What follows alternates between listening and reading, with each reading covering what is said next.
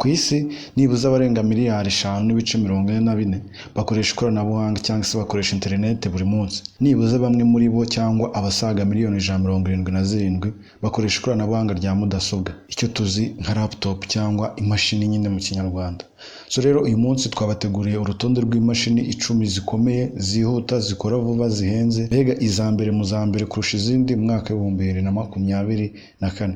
Wawe ikaze rero kuri MX Empire, urasabwa gukora subscribe kugira ngo ukomeze ujye ubonera amakuru meza kandi ku gihe. Ku mwanya wa 10 rero turasanga Asus ROG Zephyrus G14. Iyi mashini rero ku mwanya wacu wa 10 ikaba ari i7. Ubwo nimvuga i kugira ngo byumve neza ni new version cyangwa se niyo ibiheruka nyine gusohoka. Rero i7 niyo new version iri ku isoko ubu ngubu, ikaba ifite new version cyangwa i7, ikaba ari i7 nyine, ubwo niyeruka gusohoka. Ifite processor speed nayo ni uburyo nabigusobanurira. Urabona ko ukuntu imashini nyine ibikora neza cyangwa ibikora yihuta, wenda ukaba wafungura software ziremereye cyangwa igakorerwaho ibintu byinshi nyine icyarimwe. So rero imashini ifite processor speed iri hejuru cyangwa ikora neza, niyo nyine mbega processor speed ifasha imashini kuba yakora ibintu byinshi kandi mu gihe gito icyarimwe, hatabayemo kuba bimwe wenda byabangamira ibindi cyangwa se ikaba yagenda gake. So rero ifite processor speed ya 2.9, ikagira RAM y'8, ikagira hard disk ya giga 256. Ubwo nimvuga hard disk ni yo ibikoranye nyine na mashini. Hari disk zitandukanye nyine abamo amoko abiri. Hari rero urabona nka telefone iba ifite internal storage, ikagira nyine na memory card ku ruhande, cyangwa ukaba washyiramo nyine memory card. So rero imashini iyo rero izi giga 256 ziba ziri kuri motherboard, nyine zikoranye na motherboard bitandukanye na disk, ahubwo ikagira storage cyangwa se disk nyine ya terabyte imwe. Ubwo terabyte imwe ni ukuvuga ifite giga 1000. Ikaba rero ifite agaciro kangana n'amadolari 988. Ubwo twashyira mu manyarwanda ikaba ari 1,310,000 n'amafaranga 638. Nkwibutsa ko rero iyo ayo mafaranga nkubwiye ibikiri ku ruganda cyangwa se isohoka nyine ariko gaciro ihagaze. Iyi nta gaciro ibihagaze kiri ku ruganda. Ubwo rero iyo zigiye mu bihugu bindi nyine hiyongeraho imisoro, hiyongeraho n'ibindi bintu byinshi bitandukanye, ntago kari agaciro isohokana ku ruganda ariko ibigifite kaba kiyongereye. So ku mwanya wa 9 rero turahasanga Lenovo ThinkPad X1 Nano. Iyi nayo rero yakozwe n'uruganda rwa Lenovo, ikaba ifite RAM ya 16, ifite hard disk nayo ya 256. Ubwo ni ya storage nyine biri kuri motherboard. Ikagira nanone na disk DIR ya terabyte, nabwo nayo ni giga 1000. Ikagira agaciro kangana n'amadolari 789,95. Ubwo yashyize mu manyarwanda ni 1,000,047 n'amafaranga 891 ibihagaze ku isoko igihe nyine yasohotse. So rero ushobora kwibaza ngo kubera iki yabanje irusha agaciro mu mafaranga.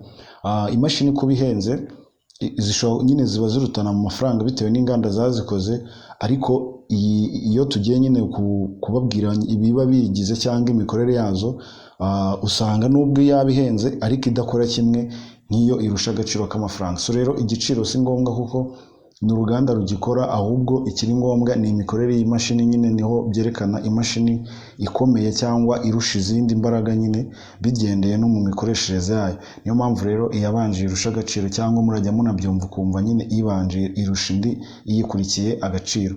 So rero iyi mashini nyine Lenovo ThinkPad X1 Nano ikaba igura nyine amadolari 789,95. Ubwo twashyira mu manyarwanda akaba 1,047,891 igihe nyine yasohotse ku isoko, cyangwa ukaba wayigurira ku ma website yabo nyine. Ubu nicyo giciro mbega iba ifite kuri website, hatarimo rero aya transport cyangwa kuba yakugeraho nyine. Ubwo nanone iyo ziguzwe cyangwa iyo ziranguye zikaza mu bihugu bindi, aba hiyongeraho ibindi bintu bitandukanye nka transport, hiyongeraho imisoro n'ibindi bintu byinshi bitandukanye. Iyi mashini rero ikaba yari iri ku mwanya wacu wa 9. Ku mwanya wacu wa 8 turasanga Microsoft Surface Pro 7. Iyi laptop nayo ni i7 nyine, ubwo nyine wamaze gusobanukirwa ni version cyangwa version 7, ubwo niyo nshyashya iheruka gusohoka. Ikaba rero ifite RAM ya 16, ikagira storage nayo ya 256, ubwo ni gigabyte, ikagira nyine na storage yindi cyangwa se hard disk cyangwa disk ya terabyte imwe, ubwo ni giga 1000. Iyi mashini ikaba ihagaze agaciro kangana n'amadolari 749.99, ubwo yashyize mu Nyarwanda ni 994 n'amafaranga 441.6.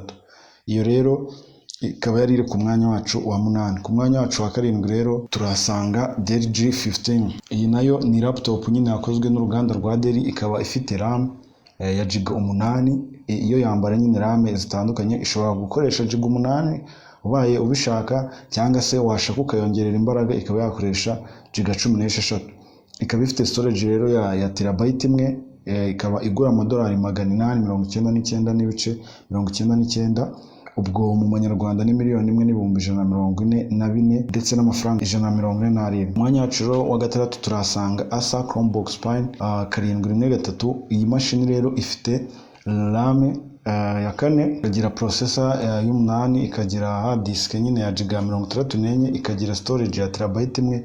Iyi laptop rero yo yihariyeho agashya ko kuba ifite battery, ifite ubushobozi bwo kubika umuriro, cyangwa yakoreshwa nyine, ubwo nimvuga kubika umuriro wayicaginga, yamara kuzura ukaba wayicomokora ukayikoresha nyine idacometse.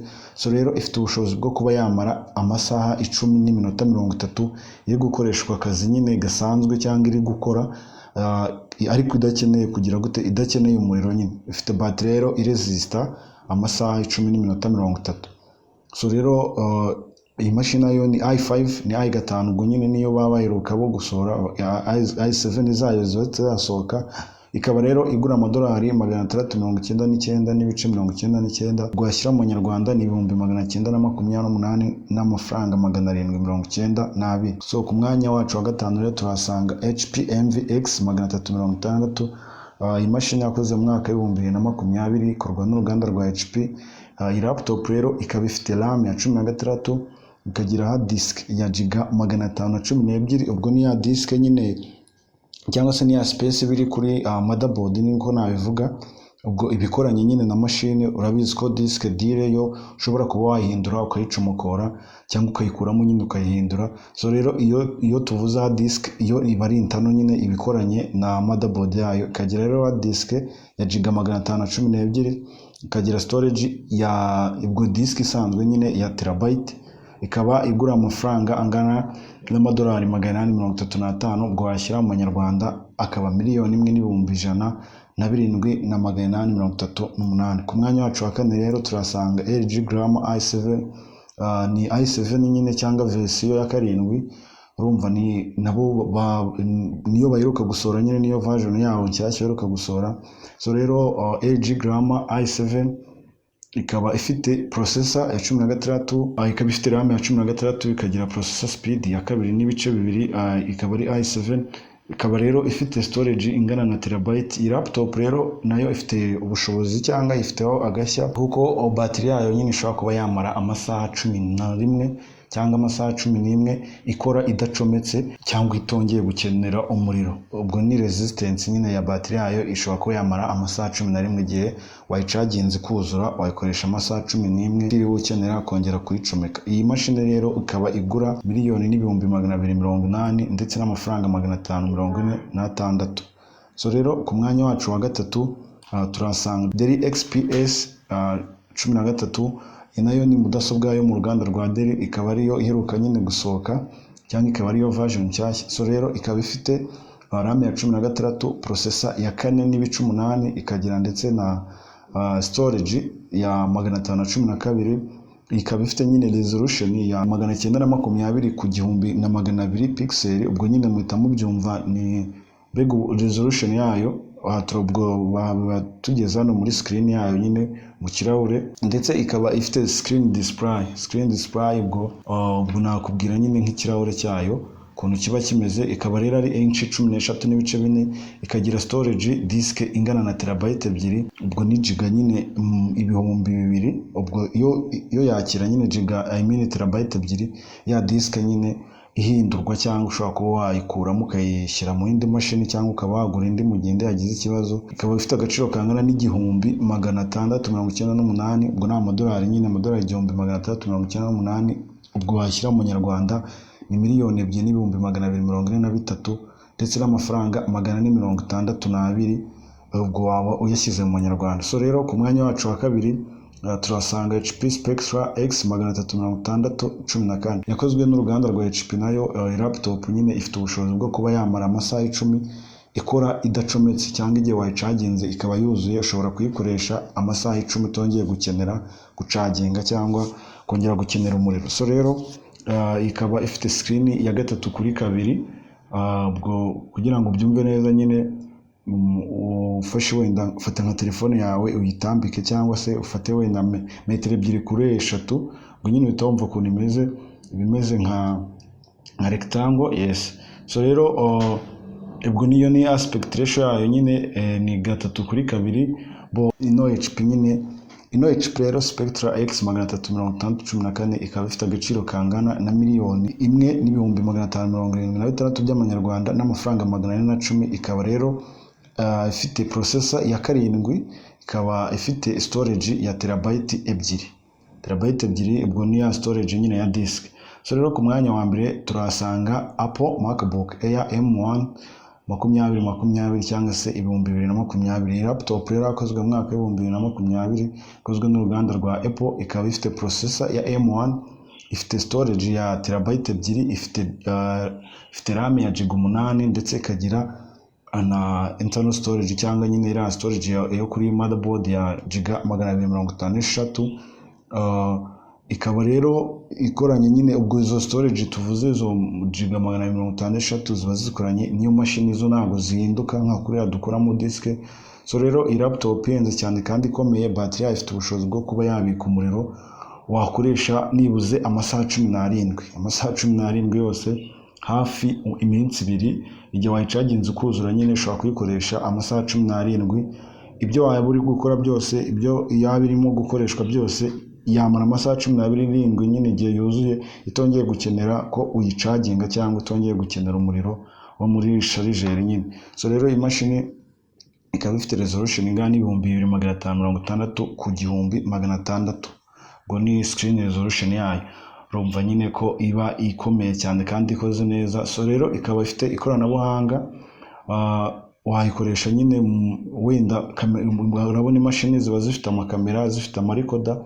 Iyo rero ishobora gukora nka kamera, ushobora kuba wayifotoresha, ishobora nanone kuba yakora nka rekoda, ifite nyine system yo kurikodinga, ikaba yarikodinga neza nyine ukagira ngo ni mikoro. So rero ifite ikoranabuhanga ryo kuba wayikoresha nka touch screen nyine muri screen yayo, ukaba utakoresha wenda keyboard. Ikindi kandi igira keyboard 2, ushobora gukoresha keyboard yo hanze nyine, iyi ngiyi isanzwe tubona dukanda bigakandika, hakabaho na keyboard yo muri screen ku buryo wayikoresha nyine imeze nka telefone yawe.